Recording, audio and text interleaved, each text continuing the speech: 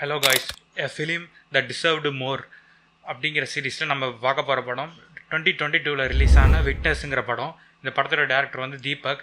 இந்த படத்தை பற்றி சொல்லணுன்னா, இந்த படத்தில் முக்கியமாக அந்த 2 ஸ்ட்ராங் ஃபீமேல் கேரக்டரை டேரக்டர் எழுதின விதம் தான் இந்த படத்தோடைய ஃபவுண்டேஷன்னே சொல்லலாம்.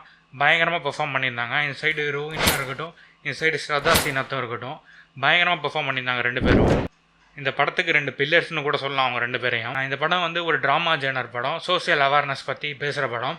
ஒரு குறிப்பிட்ட சமூகத்தை வச்சு மேனுவல் ஸ்கேவெஞ்சிங் எப்படி நடக்குது இந்த சொசைட்டிலன்னு அப்படியே டேரக்டர் காட்டியிருப்பார். சூப்பராக இருந்துச்சு அந்த ரைட்டிங்லாம். அதை மாதிரி இந்த படத்தில் ஒரு பையன் கேரக்டர் வரும். அந்த பையனுடைய ஸ்க்ரீன் டைம் கம்மியாக இருந்தாலும் அந்த பையன் சூப்பராக பண்ணிட்டு போயிட்டான். குறிப்பாக சொல்ல போனோன்னா, இந்த படத்தோடைய கிளைமேக்ஸ் வந்து ரொம்ப ஹாண்டிங்காக இருக்கும்.